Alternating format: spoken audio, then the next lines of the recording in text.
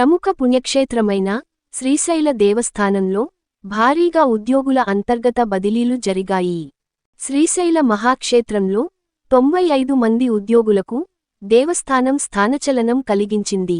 ఇందులో deputy EO, assistant commissioner, శాశ్వత ఉద్యోగులు, ఒప్పంద ఉద్యోగులు, పొరుగుసేవ ఉద్యోగులు, మొత్తంగా 95 మంది ఉద్యోగులను స్థానికంగా అంతర్గత బదిలీ చేశారు.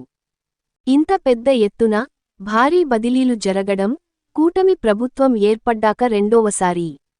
శ్రీశైల దేవస్థానం పరిపాలన సౌలభ్యం కోసం ఉద్యోగులను అంతర్గత బదిలీలు నిర్వహించడం జరిగిందని ఆలయ ఈవో శ్రీనివాసరావు ఉత్తర్వులలో తెలిపారు. అయితే డిప్యూటీ ఈవో, అసిస్టెంట్ కమిషనర్, పర్యవేక్షణాధికారి స్థాయి నుండి ఒప్పంద ఉద్యోగి వరకు ఈవో శ్రీనివాసరావు బదిలీలు చేశారు.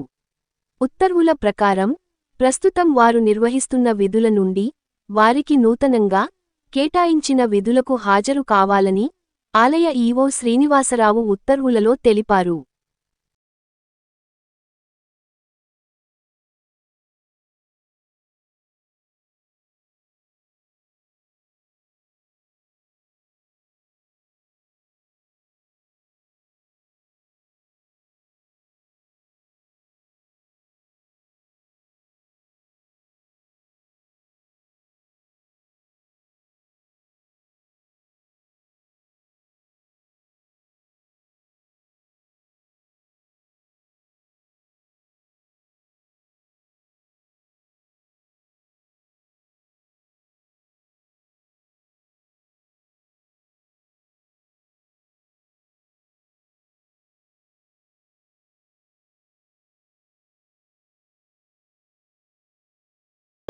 మీ N9 న్యూస్ యూట్యూబ్ ఛానల్లో please like, share and subscribe.